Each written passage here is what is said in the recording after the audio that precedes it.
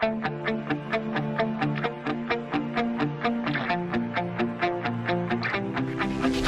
de tema.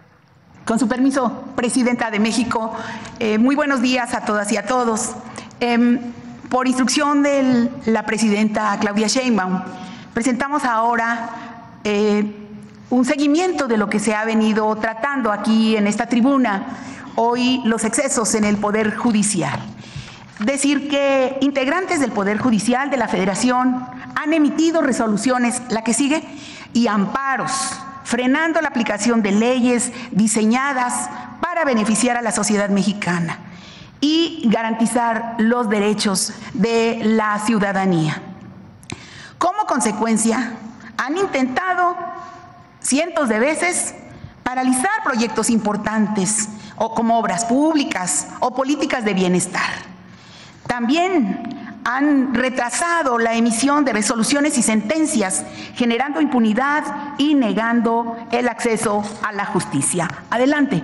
Algunos ejemplos son, en el caso de las personas privadas de la libertad, que son alrededor de 21,000 que están en los centros federales, un total de 6,097, es decir, más del 28%, no han recibido sentencias. Estamos hablando de hombres y mujeres que permanecen recluidos.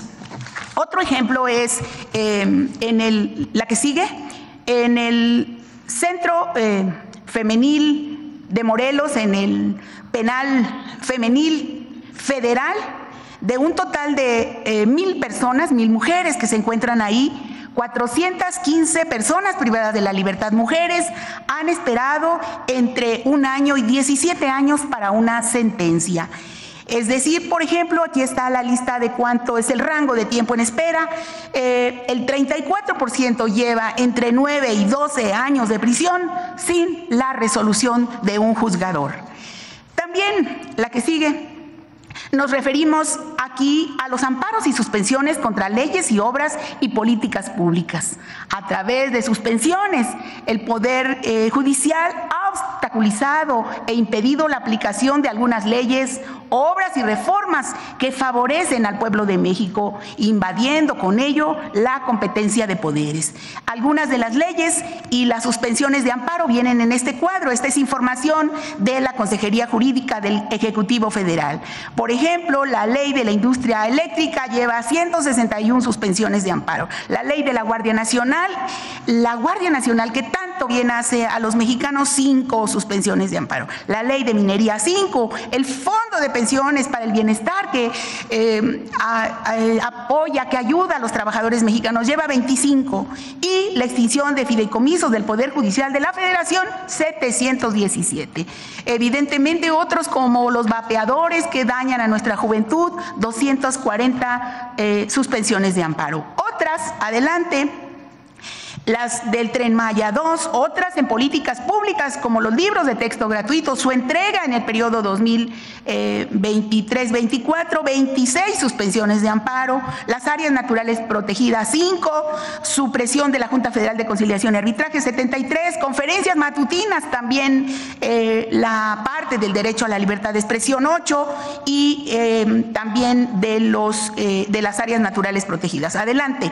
La injerencia del Poder Judicial Federal en asuntos electorales. Esto, como ya se ha dicho aquí hay una ley de amparo que prohíbe la intromisión del Poder Judicial en este tema. Sin embargo, en diciembre de 2023, la ministra Norma Piña convocó a una cena privada en la casa del ministro González Alcántara, en la que asistió el dirigente del PRI, Alejandro Moreno, y fueron invitados el coordinador también de campaña de la candidata Xóchitl Gálvez, Santiago Krill, y los magistrados electorales de la Sala Superior del Tribunal Federal Electoral. En julio de 2024, por ejemplo, otro caso, un juez de distrito ordenó al Tribunal Electoral designar 2 magistraturas vacantes para calificar la elección presidencial, lo que fue rechazado por la Sala Superior por ser excesivo y violatorio del artículo 99 constitucional. También en agosto de 2024, la ministra Piña admitió un recurso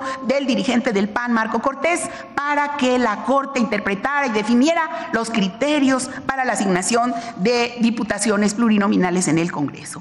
Otra, adelante, son los procesos viciados en la selección de jueces, donde se dan venta de exámenes y se ha documentado casos de corrupción al más alto nivel de la escuela judicial, donde se han vendido los exámenes de oposición para jueces en 186,000 pesos.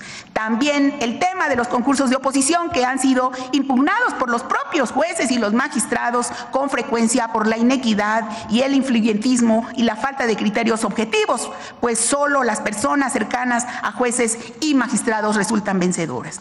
Y pues qué decir, adelante, del tema del nepotismo, donde en diciembre de 2022 el propio Consejo de la Judicatura Federal reveló que la mitad del personal, es decir, el 49%, equivalente a 24,546 personas del Poder Judicial, tienen al menos un familiar trabajando dentro de este poder.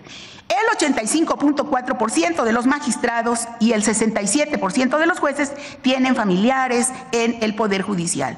Los magistrados tienen en promedio 4,7 familiares trabajando ahí y el 23,7% del personal del Poder Judicial tiene más de 4 familiares trabajando en esta institución.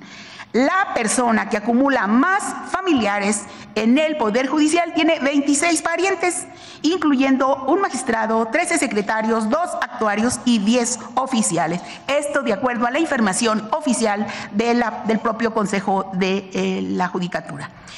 En relación con los castigos, las sanciones que tienen las actuaciones de funcionarios del Poder Judicial han generado pues inconformidades porque hay quejas y de las cuales en materia de disciplina, de 2004 al 2023, se han presentado, por supuesto, algunas por parte del Ejecutivo, del Legislativo, o de ciudadanos o de miembros del propio Poder Judicial, 38,000 quejas en contra de servidores públicos. De estas, el 86% fue desechado sin iniciar ninguna investigación.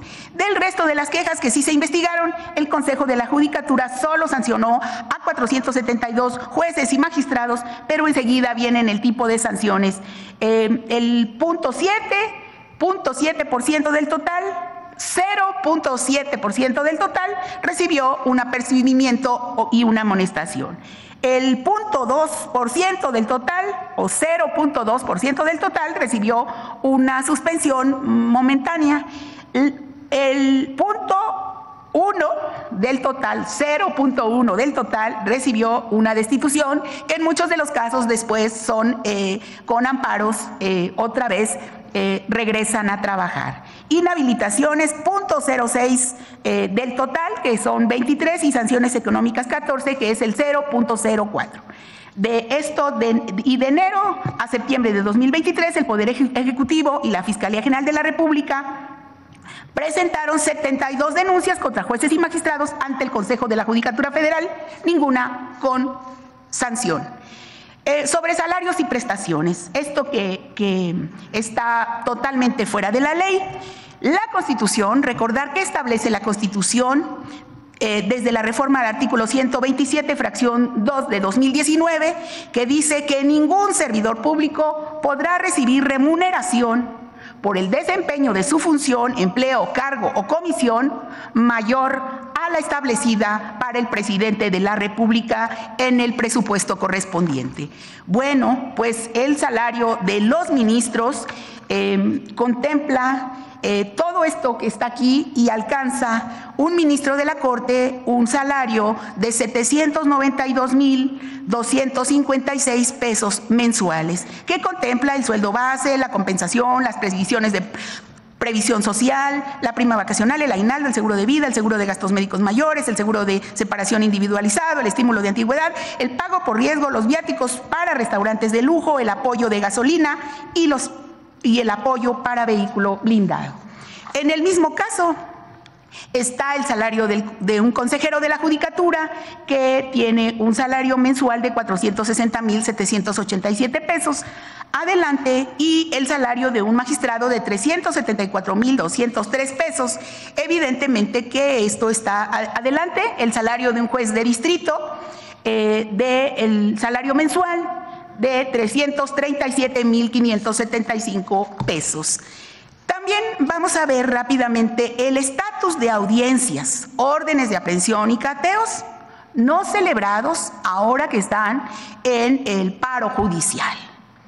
Es pertinente señalar el estatus de todos estos procedimientos no celebrados entre el 20 de agosto y el 30 de septiembre de este año. Como resultado del paro judicial se cancelaron 12,448 audiencias.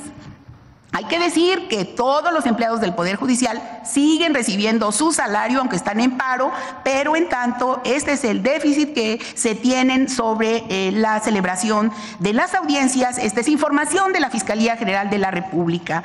Aunque se celebraron 31 audiencias, en 16 casos no se emitieron las órdenes de aprehensión correspondientes. Y de las 665 apelaciones pendientes de resolución, el 52% tiene de 4 a 23 meses sin que se haya emitido la sentencia respectiva, pues esto también contribuye a la dilación de los procesos. Ahora, finalmente, los veremos rápidamente. Recordar algunos de los casos más relevantes de los jueces que beneficiaron a delincuentes. El juez Crescencio Contreras Martínez, adscrito al Centro de Justicia Penal Federal en Reynosa, Tamaulipas, liberó a Alberto, un delincuente alias El Quena. Esto fue el 25 de enero de 2024, al no decretar la vinculación a proceso por delitos de delincuencia organizada. Sin embargo, bueno, la Fiscalía General buscó otras sanciones, sigue detenido, pero se ve ahí la intención de ese juez. Otro, pues recordar que el juez Juan José Fernando García Quirós, titular del Juzgado Octavo de Distrito en materia de amparo y juicios federales en el Estado de México, concedió la suspensión de plano a Rafael Caro Quintero para que no fuera extraditado a petición del gobierno estadounidense. Esta es una situación irregular y se hizo la denuncia ante el Consejo de la Judicatura. También está el caso de Conrado Alcalá Romo, titular del Tercero Juzgado Penal en Jalisco, concedió el 27 de febrero de 2024 un amparo en favor de Héctor El Güero Palma, dejando insubsistente el auto de formal prisión dictado por su cuenta y ordenó reponer el procedimiento. El amparo se estima irregular, pues el juzgador subsanó de manera indebida el actuar de la defensa de este delincuente y no tomó en cuenta lo expuesto por el agente del Ministerio Público. Otros casos, pues, son los tradicionales, porque ya es una tradición que muchos de los jueces el viernes en la noche, el sábado en el día, el domingo, otorguen libertad a delincuentes en fines de semana. Este es el caso de la jueza Angélica Sánchez Hernández, jueza de control de Juzgado de Proceso y Procedimiento Penal Oral en Cosamaloapan, Veracruz.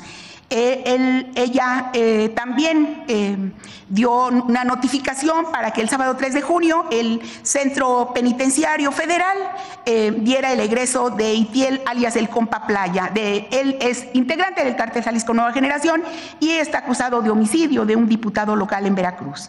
Y dio otorgó una hora como plazo para la liberación, sin embargo, continúa en proceso por otros homicidios.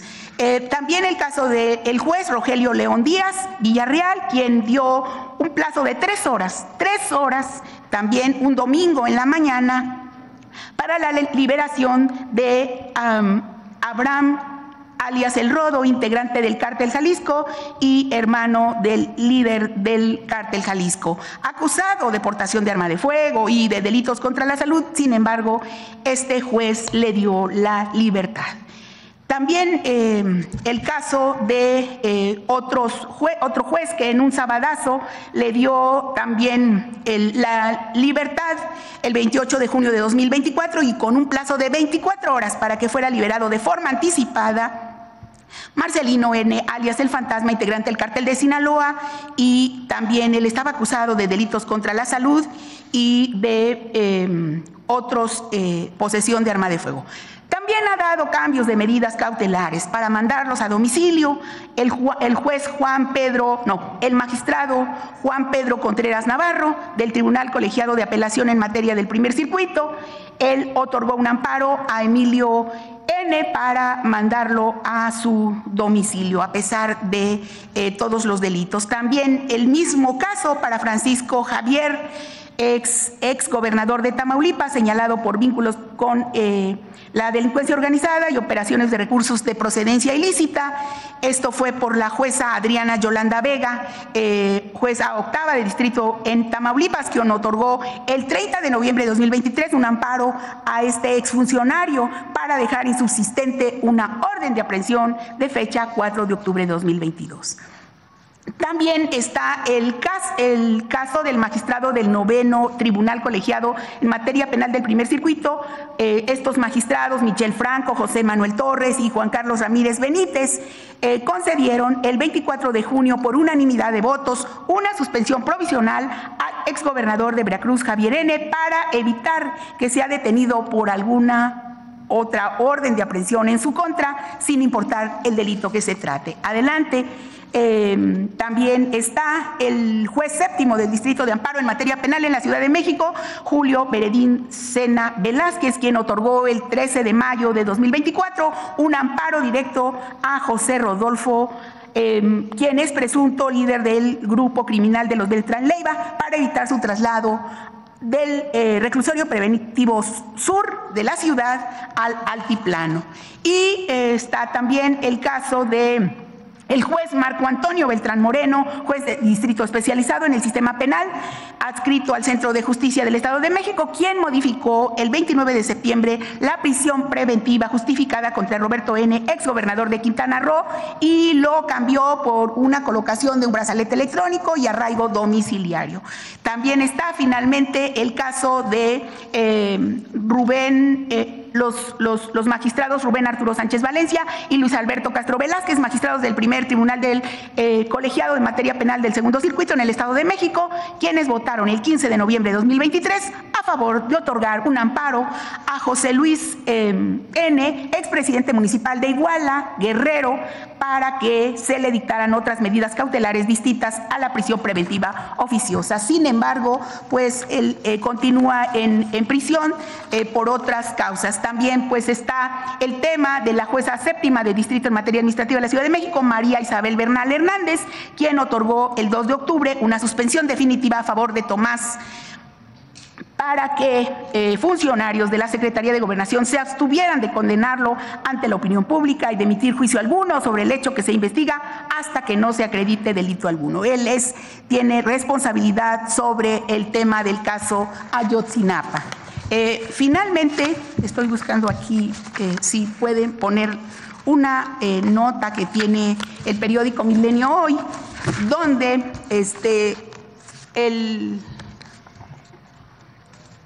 donde se ve, trae a colación, trae la información, esta nota sobre el expediente, dice, de la jueza Nancy Juárez Salas. ¿Quién es esta juez? Es quien le envía un ultimátum a la presidenta de México de que o elimina del Diario Oficial de la Federación la publicación sobre la reforma al Poder Judicial en 24 horas o enteraría al Ministerio Público Federal de que ella habría cometido el delito de desacato, que puede ser castigada hasta con 7 años de prisión. Entonces, aquí este diario dice quién es, quién es esta juez, de qué estamos hablando. Dice que en abril del 2021, el Pleno del Consejo de la Judicatura ordenó su suspensión tras las denuncias en su contra de 12 servidores públicos. Sin embargo, en marzo de 2023, la suspensión fue revocada y volvió a su puesto. La señora Juárez Salas fue también sancionada por el resultado de 3 pesquisas que atribuyó a la Juzgadora Federal conductas negativas como desempeño deficiente, incumplimiento del horario de trabajo, nepotismo, acoso laboral y no respetar el derecho de los trabajadores adscritos a ese órgano jurisdiccional. También en 2022 fue sometida a un procedimiento disciplinario, dice aquí, por conductas como hostigamiento laboral derivado de malos tratos inadecuados hacia los servidores públicos denunciantes. O sea, hay una denuncia de 12 servidores públicos en esa época. También en 2015-2016, dice, su récord de mala conducta inició al menos en octubre de 2016, cuando estuvo sujeta al procedimiento disciplinario por la ratificación irregular de licencias médicas y por lo cual se le impuso una sanción administrativa. También que en los registros oficiales son conocidas las amonestaciones verbales contra la defensora por faltas que van desde irregularidades en la expedición de nombramientos y descuido en el desempeño de sus funciones hasta realizar actividades comerciales ajenas a la función jurisdiccional, un acto prohibido en los códigos éticos de cualquier.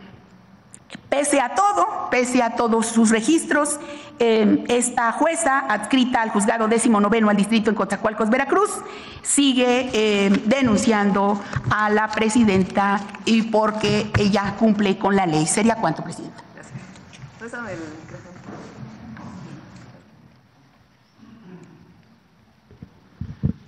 Quiero hacer una revisión de nuevo de cómo es que se dio la reforma constitucional al Poder Judicial.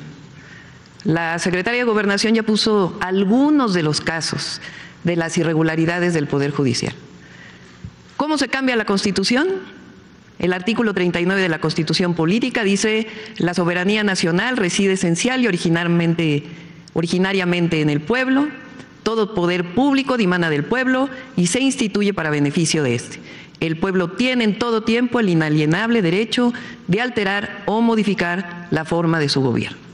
Lo que sigue, artículo 135 de la Constitución Política de los Estados Unidos Mexicanos. Dice cuál es el procedimiento para modificar la Constitución.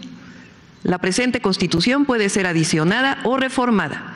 Para que las adiciones o reformas lleguen a ser parte de la misma, se requiere que el Congreso de la Unión, por el voto de las 2/3 partes de los individuos presentes, acuerden las reformas o adiciones y que éstas sean aprobadas por la mayoría de las legislaturas de los estados y de la Ciudad de México. El Congreso de la Unión o la Comisión Permanente, en su caso, harán el cómputo de los votos de las legislaturas y la declaración de haber sido aprobadas las adiciones o reformas. La Constitución se ha modificado una gran cantidad de veces de la Constitución de 1917 a la fecha, siguiendo este artículo. Muchísimas reformas en contra del pueblo de México y en contra de la nación en todo el periodo neoliberal. Adelante. El 5 de febrero sabemos que el presidente López Obrador envió 20 iniciativas de reforma, 18 constitucionales y 2 legales. Entre ellas, la reforma al Poder Judicial de la Federación. Reforma constitucional donde entre sus puntos más importantes se planteó que los jueces, las juezas, ministros, ministras, magistrados, magistradas fueran elegidas por el pueblo de México. Adelante. ¿Cuál fue la votación? El 2 de junio. Ganamos para la presidencia casi 36 millones de votos frente a 16.5 millones de votos. Adelante. En el caso de los diputados, se ganaron por mayoría 256 distritos electorales.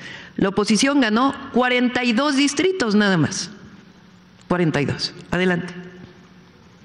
La Ley General de Instituciones y Procedimientos Electorales plantea que 300 diputados son divididos por mayoría, lo que se gane de manera directa, y 200 a través de la proporcionalidad. En su momento se dijo que había una sobrerepresentación. Esta ley muestra que se siguió exactamente el procedimiento que marca la ley para la definición de los diputados plurinominales. Adelante. Adelante. Esta es toda la Ley General de Instituciones y Procedimientos. Adelante. Finalmente, esta fue el cómputo. Adelante. Una vez que fue la elección, el Congreso de la Unión abrió un diálogo sobre la reforma al Poder Judicial. Se hicieron varios foros en todo el país. Y por esos diálogos se hicieron transformaciones a la propuesta, se hicieron modificaciones a la propuesta original que había enviado el presidente Andrés Manuel López Obrador. Entre ellos se ajustó que hubiera una convocatoria abierta, que hubiera requisitos de 8 y 9 de promedio para poder ser juez, magistrado o ministro, que hubiera comités que seleccionaran a partir de las calificaciones de cada persona que se inscribe en la convocatoria. Es decir, todo esto fue modificado de la propuesta original gracias a estos diálogos. Adelante. Se vota finalmente la reforma al Poder Judicial Constitucional. Tiene 357 votos a favor en la Cámara de Diputados, más de 2/3 partes, adelante, y 86 votos a favor en la Cámara de Senadores, 2/3 partes. Se envía a los estados, tal cual dice la Constitución, adelante, y votan a favor los estados que están marcados en rojo: Baja California Sur, Campeche, Colima, Durango, Guerrero, Estado de México, Hidalgo, Morelos, Nayarit, Oaxaca, Puebla, Quintana Roo, San Luis Potosí, Sinaloa, Sonora, Tabasco, Tamaulipas, Tlaxcala, Veracruz, Yucatán, Zacatecas y la Ciudad de México. Adelante. Adelante. Si recuerdan, el 15 de septiembre es publicada la reforma al Poder Judicial. En agosto, la mayoría de los jueces, magistrados, se van a paro. Hay un paro que ya vimos, como lo comentó la secretaria de Gobernación, lo que ha significado en términos de la justicia. Ahora, desde entonces a la fecha, aun cuando se cumplió exactamente con todos los procedimientos que establece la Constitución para la reforma constitucional, se han presentado procedimientos de inconstitucionalidad por partidos políticos que no tienen personalidad jurídica para esto, y sin embargo se han aceptado por la Corte. Adelante. Y distintos amparos, en particular este último amparo que pide, que todavía no hemos sido notificados, es importante que se sepa, no hemos sido notificados formalmente, pero este amparo pide que se elimine la publicación. Ahora les voy a enseñar a ver si por ahí hay un diario oficial para poderles decir lo que significa eliminar. Bueno, entonces esta jueza de distrito otorgó una suspensión definitiva en la que ordena eliminar del diario oficial. Esto lo sabemos por los medios, aunque no hemos sido notificados formalmente. Adelante. ¿Qué dice la ley de amparo? Porque para hacer una suspensión de un amparo, pues no solo hay que cumplir con la Constitución, sino cumplir con la ley de amparo. ¿Qué dice la ley de amparo? En el artículo 61, el juicio de amparo es improcedente, 1, contra adiciones o reformas a la Constitución Política de los Estados Unidos Mexicanos. Es decir, hay una reforma a la Constitución que cumple con todos los requisitos para cambiar el Poder Judicial en nuestro país. Y una jueza acepta un juicio de amparo y emite una resolución de una suspensión para eliminar, imagínense ustedes, hice una consulta a través de la Consejería Jurídica, a quien está a cargo del Diario Oficial de la Federación. Nunca se había recibido, en 30 años al menos que tiene esta persona en el Diario Oficial, una notificación para eliminar. ¿Qué quiere decir eliminar? Pero además, esta jueza, fíjense qué claro es, no puede haber juicio de amparo. El juicio de amparo es improcedente, con todas sus letras, contra adiciones o reformas a la Constitución Política de los Estados Unidos Mexicanos. Entonces, bueno, ya están diciendo que estoy en desacato, que, bueno, hasta de violencia política de género me acusaron. ¿Por qué? Porque fíjense lo claro que es. Entonces, ¿qué decimos? Pues vamos a notificar a quien sanciona a los jueces, porque es claro y notorio que se está violando la ley de amparo. Y aún así se está haciendo una resolución de una suspensión. Cualquier ciudadano lo puede hacer. En este caso, la Consejería Jurídica va a hacer esta notificación para que se revise cómo una jueza, violando la ley de amparo, da una suspensión. Ahora, ¿qué vamos a hacer una vez que recibamos la notificación? Pues le vamos a preguntar al legislativo.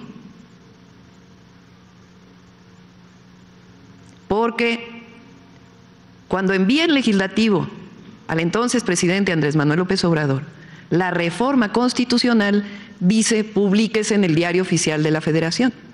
Es decir, el legislativo ordena al Ejecutivo publicar en el Diario Oficial de la Federación. Y ahora una jueza, violando completamente, esta es la reforma, violando completamente la ley de amparo, regrésale a la ley de amparo por artículo 61. El juicio de amparo es improcedente contra adiciones o reformas a la Constitución Política de los Estados Unidos Mexicanos. Pide que se elimine. ¿Qué quiere decir eliminar si está publicado? ¿Que se rompa? Porque hay publicaciones en físico. ¿Qué quieren? ¿Que se rompa? ¿Que se borre? ¿Qué quiere decir eliminar? Vamos a esperar la notificación.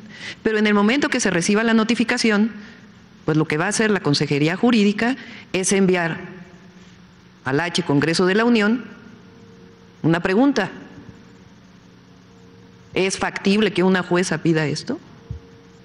Dado que ustedes ordenaron que se publicara en el Diario Oficial de la Federación, para ver qué nos contesta el legislativo. Pero si ustedes se dan cuenta, es totalmente irregular. Son los propios jueces, juezas, magistrados, ministros, ministras que están defendiendo sus propios privilegios frente a una decisión del pueblo de México que dijo: votamos para que haya mayoría calificada para que se pueda modificar la Constitución. Entonces es muy importante que quienes nos escuchan, nos ven, quien esté en desacato es la jueza, o son quienes aceptan recursos de inconstitucionalidad cuando no hay personalidad jurídica de quien los pone. Entonces nosotros estamos actuando conforme a derecho. Quienes están violando el Estado de Derecho, pues son ellos, ellas. ¿O qué? ¿A poco no es claro el artículo 61? Es clarísimo. Entonces es importante hacer este recuento, porque es muy fácil decir la presidenta está en desacato. No, no estamos en desacato. Y para ello vamos a preguntar a quién nos ordenó publicar en el Diario Oficial de la Federación.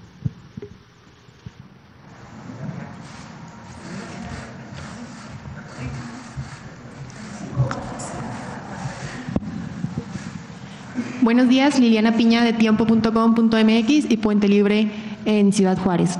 Presidente, retomando un poco el tema del padre que fue asesinado en San Cristóbal de las Casas en Chiapas, preguntarle, este tema se tocó en la mesa de seguridad y qué reporte le dieron, que van a dar pronto con los responsables y si se sabe, se tiene claro cuál pudo ser el móvil del caso y también si va a pedir a la Fiscalía General de la República que atraiga el caso. Sí, el día de hoy, desde ayer, en el momento en que ocurrió, de inmediato me informó la secretaria de Gobernación y el secretario de Seguridad Ciudadana. Le pedí a Rosa Isela que estuviera en contacto con el gobernador, con las autoridades eclesiales. Por supuesto, lamentamos este hecho y no podemos especular. Necesitamos que se hagan las investigaciones. Hoy el secretario de Seguridad Ciudadana está en contacto con el gobernador y vamos a ver si atrae el caso a la Fiscalía General o se queda en el Estado. Pero necesitamos pues hacer la investigación, que las autoridades, que la Fiscalía haga la investigación y colaborar y coadyuvar en todo lo que se requiera. ¿Y cuál es el mensaje que le envía a la población de Chiapas, además de los jesuitas y conferencistas del episcopado? Sí, estamos trabajando en dos áreas en Chiapas, como en todo el país. Chiapas cambia de gobernador en diciembre. Hay 3 estados que no modificaron sus constituciones para el cambio de gobierno, ajustándose al cambio presidencial. Son Veracruz, Puebla y Chiapas. Entonces estamos trabajando tanto con el actual gobernador como con el gobernador entrante, Eduardo Ramírez, y Rutilio Escandón. Entonces se está trabajando con ellos en 2 áreas. Uno, una intervención social, de apoyo, de atención a las causas, y por otro lado, pues de investigación e inteligencia para poder hacer las detenciones. Entonces se está trabajando en ese estado como en otros.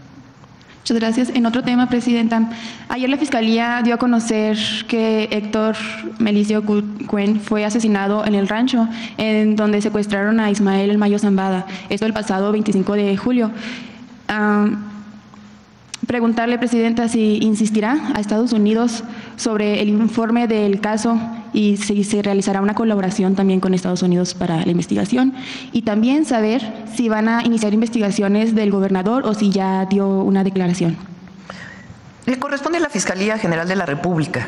Ellos, también con apoyo de las instituciones del Ejecutivo, cuando se solicita, hacen esta investigación y hacen este hallazgo, de inmediato lo comunican y la Fiscalía General de la República sigue haciendo sus investigaciones. Ya hay autonomía y tiene que seguirlas haciendo. Por otro lado, sigue pues la petición al gobierno de Estados Unidos para que se informe cómo fue esta detención. Esa solicitud sigue. ¿Ha tenido un contacto actualmente después de esa investigación con el gobernador? Sí, hay contacto como con los 31 gobernadores y la jefa de gobierno en los temas institucionales que hay que tratar. Y por último, Presidenta, los magistrados y jueces del Poder Judicial desde hoy darán una conferencia matutina en el mismo horario de su conferencia, saber cuál es su opinión al respecto. Gracias. Pues están en su derecho. Valdría la pena saber por qué están en paro y siguen cobrando sus salarios. O sea, es algo relevante. Son más de 13,000 casos que están parados.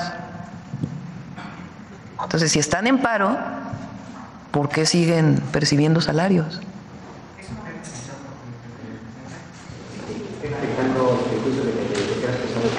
Si están en paro, de todas maneras, reciben este amparo en particular, ¿no? Bueno, si están en paro o no están en paro. Porque algunos casos sí los tratan y otros no. Y segundo, ¿por qué están percibiendo sus salarios si están en paro? Cuando un trabajador o una trabajadora se va a huelga de acuerdo con la Ley Federal del Trabajo, no recibe sus percepciones. Entonces sería muy bueno que le contestaran al pueblo de México, porque ellos reciben un salario de los impuestos de las mexicanas y mexicanos. Entonces valdría la pena que lo explicaran, pero están en su derecho de hacer conferencias y nosotros, bienvenido, que es la libertad de expresión. Sería muy bueno que le explicaran al pueblo de México, no a la presidenta, al pueblo de México, por qué siguen recibiendo sus ingresos, prestaciones, cuando la propia reforma establece en un transitorio que se van a respetar todos sus derechos y sus salarios, sus ingresos. Entonces, ¿cuál es la razón de los trabajadores y trabajadoras del Poder Judicial? Que no son, digo, los jueces, magistrados, ministros, pues entiendo que no estén contentos con que van a ser sus espacios ahora decididos por el pueblo de México. Ahora, ellos pueden postularse para ser electos o electas. Ellas pueden postularse, que se postulen, que digan al pueblo de México cuál es su tarea, cuál es su función, todo lo que han hecho. Si tienen un buen trabajo, si son honestos, si hay una historia que los respalda, que la respalda, pues el pueblo de México muy probablemente vote por ellos, por ellas. Pero si no, y ahora los trabajadores y trabajadoras del Poder Judicial, ellos se van a quedar trabajando, ellos van a seguir recibiendo sus prestaciones. ¿Cuál es la razón por la que estén en paro, por la que están en paro? Eso es una buena pregunta. Y segundo, porque el Consejo de la Judicatura sigue diciendo que no hay problema, que sigan recibiendo sus ingresos.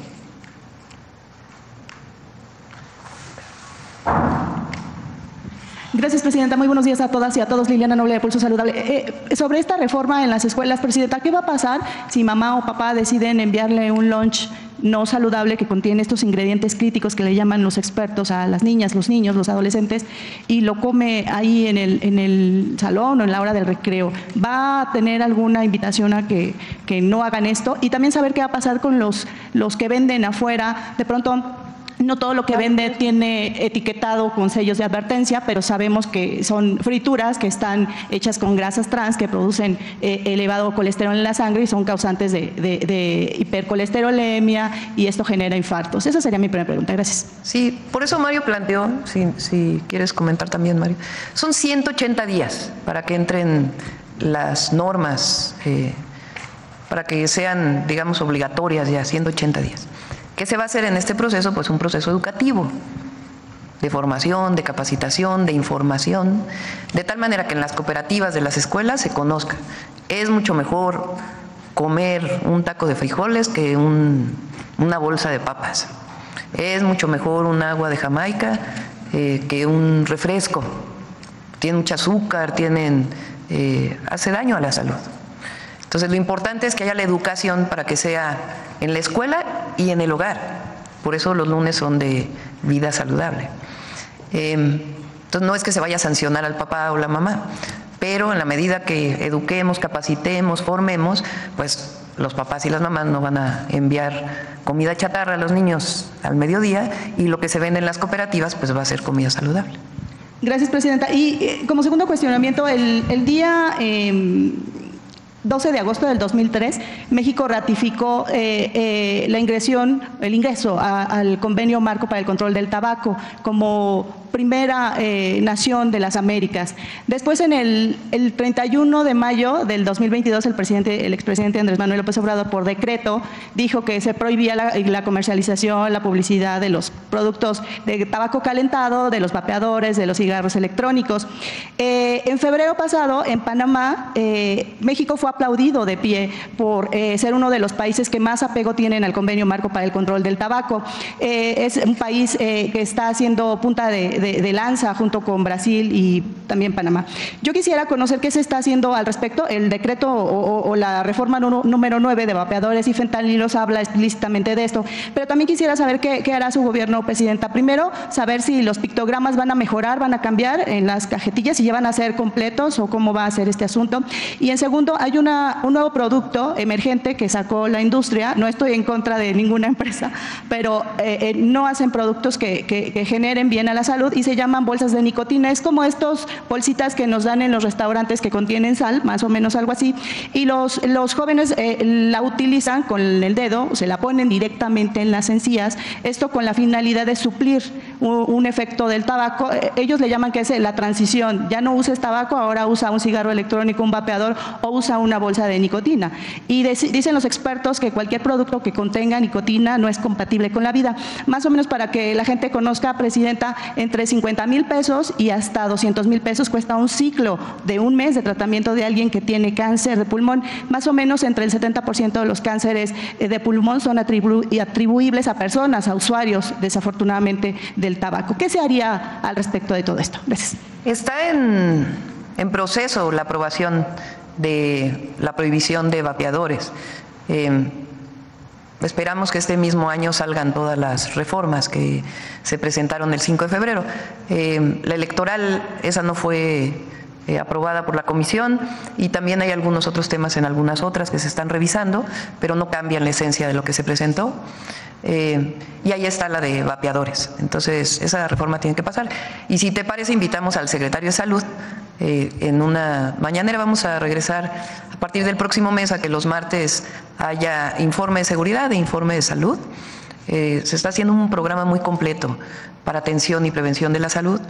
Entonces, la primera sería esa presentación, y ahí le pedimos al secretario de Salud que nos ayude a contestar lo que cuestionas, lo que presentas hoy. Gracias, Presidenta. Y finalmente, no sé si pudiera haber la posibilidad de que la secretaria Citlali viniera a platicarnos qué función tiene exactamente, cómo funciona, cómo va a beneficiar la Secretaría de las Mujeres a las mujeres, si va a haber programas especiales, la parte jurídica, todo esto, porque fui a una conferencia de prensa de estas organizaciones de la sociedad civil en donde hablan que uno de los vehículos que pueden servir a los caballeros para poder ser más violentos es justamente el alcohol. Entonces ellos hablaban de que desafortunadamente en el país, así como ya hay un reglamento acerca del control del tabaco, no hay algo al respecto en materia de alcohol, pero que la mayoría de las denuncias o de las mujeres que son violentadas o golpeadas tienen, la pareja tiene una estrecha relación con el alcohol. Entonces ellos decían que seguramente ahora con esta Secretaría de las Mujeres se podría poner especial atención en este capítulo, que es desafortunado, pero como es una de las drogas lícitas también junto con el tabaco, difícilmente se puede establecer una prohibición como tal, Presidenta.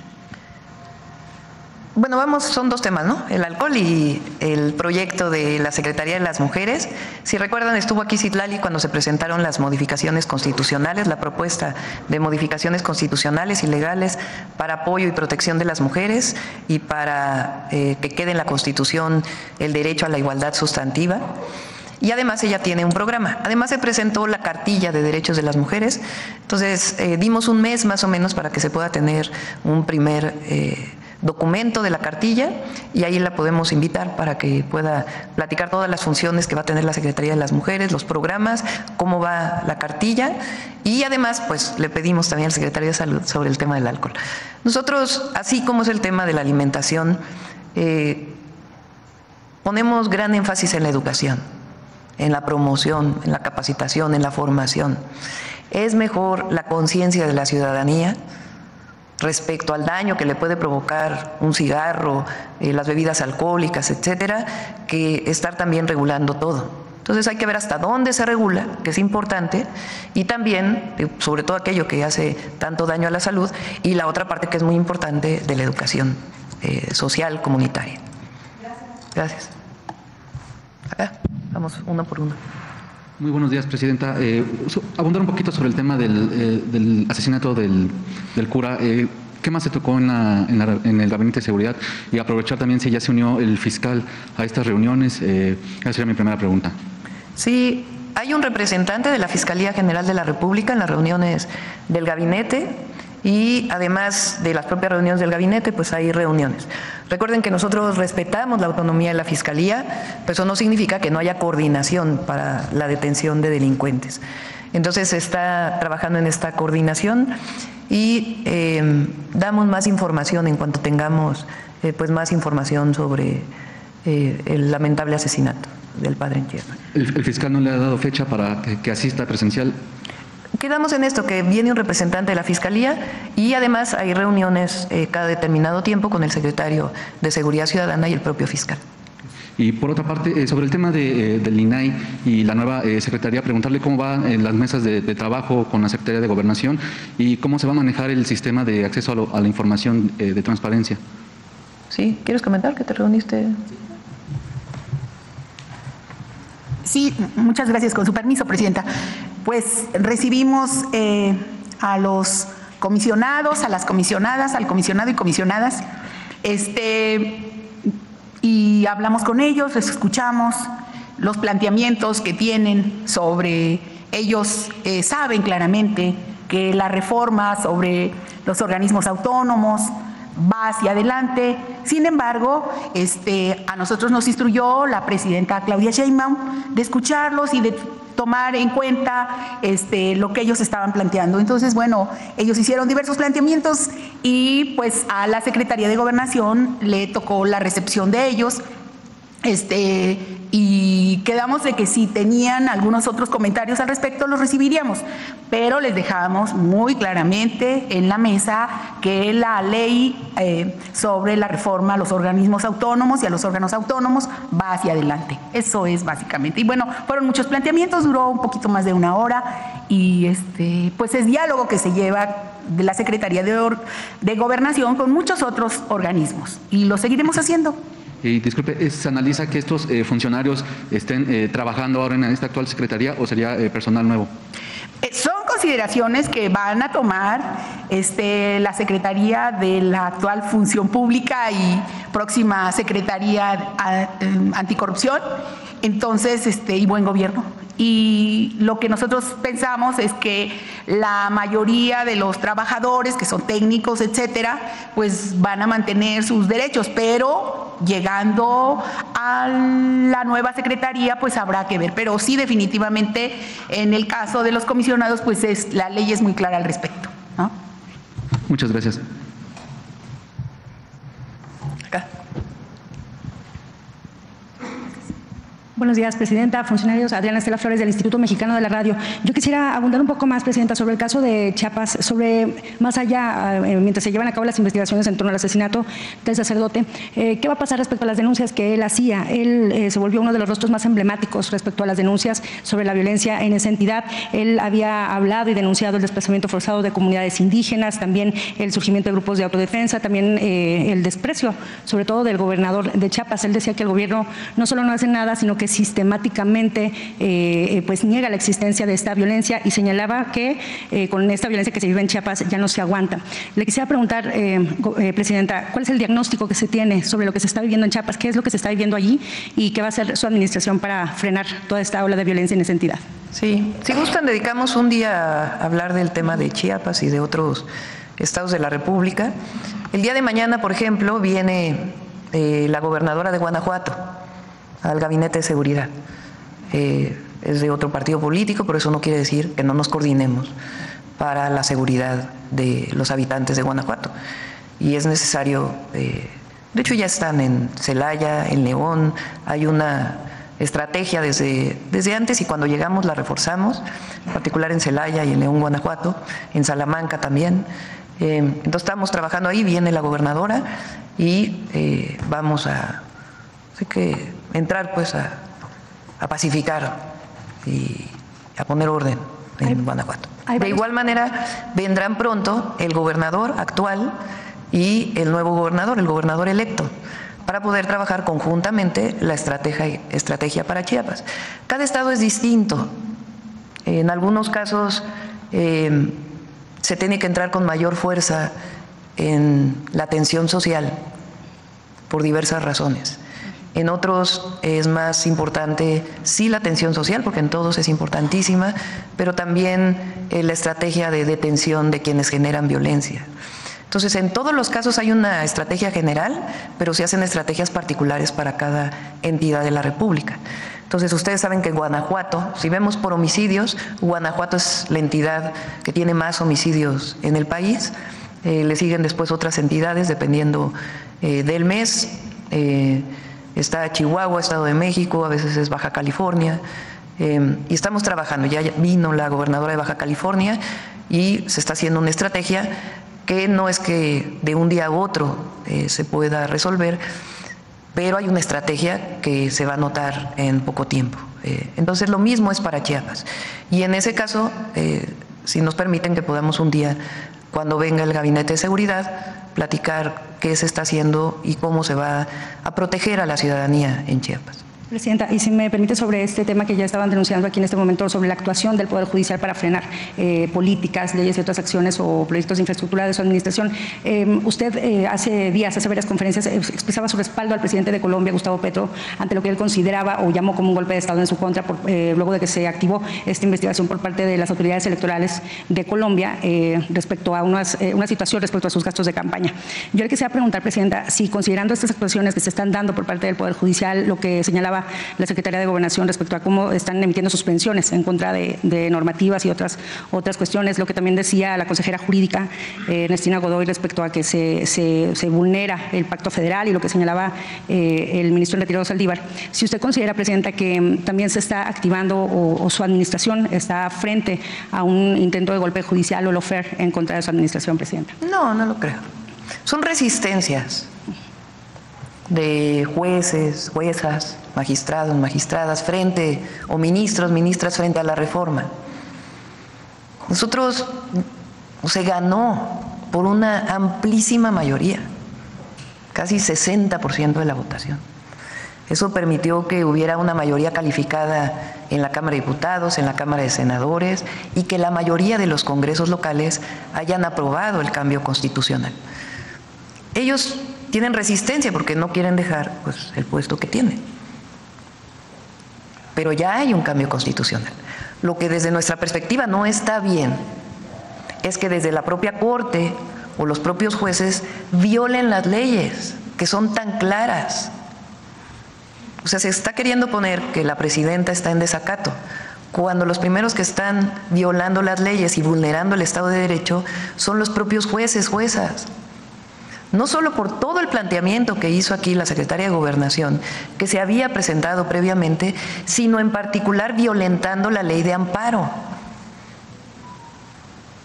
Un juez, una jueza que responde frente a una suspensión que le permite la ley de amparo, no tiene cualquier atribución, ellos tienen que cumplir con la ley. Entonces, ¿cómo admite un amparo cuando la ley de amparo, en su artículo 61, dice claramente en su artículo primero que el amparo no es procedente para cambios constitucionales? Entonces, ¿a qué estamos llamando? A que cumplan la ley. Los jueces y juezas son los primeros que deberían dar el ejemplo del cumplimiento de la ley. Y no la cumplen. Por eso es la reforma del Poder Judicial. Porque hay mucha corrupción en el Poder Judicial. Porque corrupción es tanto quien recibe dinero para hacer una sentencia como quien viola la ley. Entonces la jueza está violentando su propio carácter. Entonces por eso hay una reforma constitucional. No es menor reformar la Constitución. Se reformó la Constitución para hacer una reforma energética que desnacionalizó Pemex y Comisión Federal de Electricidad. Lo hicieron ¿cómo? A través del 135 constitucional. Se reformó la Constitución para privatizar los ferrocarriles, para privatizar el ejido. Se reformó varias veces la Constitución. Nada más que fue en contra del pueblo de México y de la nación, pero se reformó. Ahora se reformó la Constitución con el mismo procedimiento, nada más que si es una transformación profunda. ¿Por qué? Porque cambia por completo el Poder Judicial. ¿En qué cambia? Pues que ahora va a decidir el pueblo quiénes van a ser los jueces, las juezas, los ministros, las ministras, los magistrados, las magistradas. ¿Cómo va a ser eso? Pues con un procedimiento. Para empezar, tienen que tener 9 de promedio. Fíjense, eso dice la Constitución.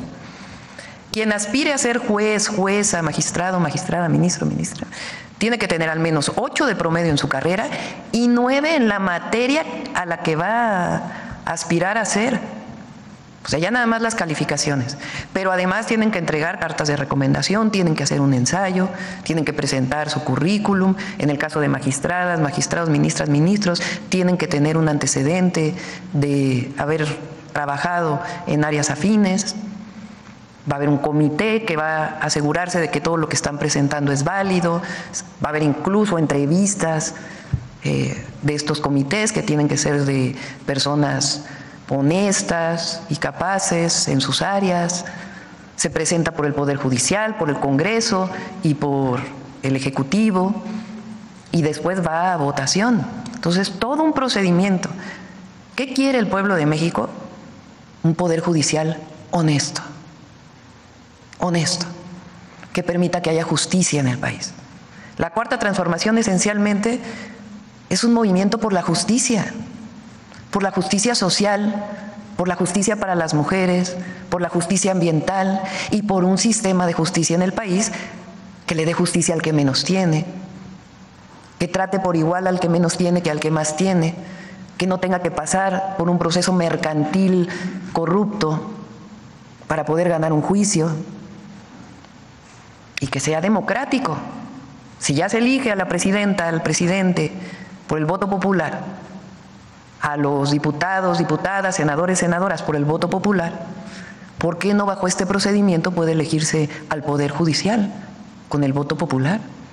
Entonces son resistencias de ellos, pero esas resistencias no tienen ningún sustento jurídico. Pero la reforma al Poder Judicial va porque así lo quiso el pueblo de México.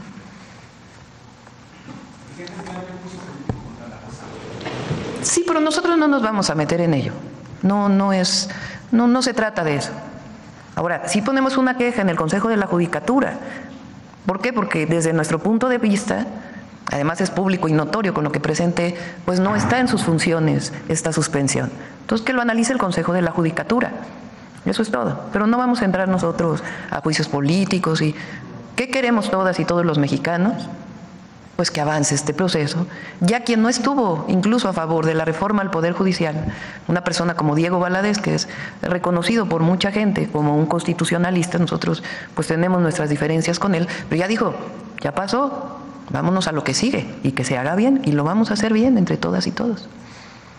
A ver, la última, porque ya son 9:20, casi 20. Gracias. Mariana Madrid, de Albavisión. Presidenta, retomando un poquito lo que dijo la Fiscalía General ayer sobre el caso de Héctor Cuen, ¿no sería necesario pues urgir una reforma a las fiscalías para evitar la corrupción, para evitar que se repita una situación así? Vamos por el Poder Judicial y después se analizarán fiscalías, juzgados cívicos, todo el sistema de justicia en nuestro país. Pero vamos primero por lo primero. Y bueno, respecto a las conferencias que van a hacer los jueces, pues la primera ya empezó hace un rato y pues fue el ministro Juan José Olvera que le está pidiendo tiempo y si me permite leer tal cual, la postura que tiene la Presidencia de la República y los legisladores es ilegítima, ellos no tienen la última palabra, no son los jueces, hay que dar tiempo a los procesos judiciales. ¿Cuál sería su postura a esta primera declaración de la conferencia de los jueces? Ya hubo una reforma constitucional, ya es parte de la Constitución. Entonces, ellos pueden postularse, ¿sí? Ellos pueden presentar ante la ciudadanía su carrera, ellos pueden presumir ante la ciudadanía su carrera judicial, decir qué es lo que han hecho, los juicios en los que ellos han participado, su honestidad, su probidad, si es que la tienen, obviamente, para que puedan participar en la elección. Se les está dando esa posibilidad de que participen ministros, ministras, magistrados, magistradas, jueces, juezas, de que participen en la elección, que se postulen y que le digan a la ciudadanía qué han hecho. Ahora, claro, si tienen un historial pues difícil de presumir, pues va a estar difícil que los elija el pueblo, ¿verdad? Finalmente, el fin de semana que anunció el programa de la beca, bueno, el apoyo para las personas con discapacidad, ¿tiene ya un presupuesto proyectado para el próximo año? La beca... Bueno, el apoyo para las personas con discapacidad. Si ya recuerden que hasta los 29 años es, ¿verdad? Hasta los 29 años es universal. Y después, de los 30 a los 64, hay una participación dual. Por ejemplo, cuando era jefa de gobierno en la Ciudad de México, firmamos un convenio con el entonces presidente Andrés Manuel López Obrador para que la mitad la pusiera el gobierno de la ciudad y la mitad del gobierno federal, de 30 a 64. Firmamos con Tabasco, que no lo tenía, ya con el gobernador Javier May, y firmamos también con el gobernador de Yucatán, para que a partir del próximo año ya sea universal la beca por discapacidad. ¿Quieres comentar cuántos recursos se destinan a la beca?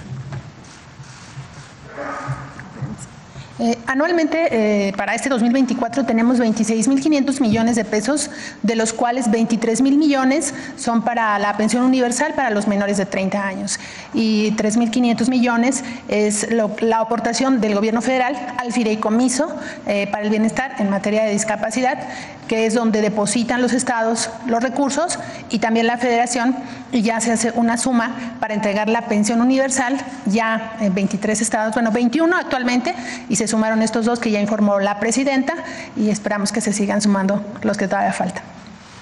Gracias.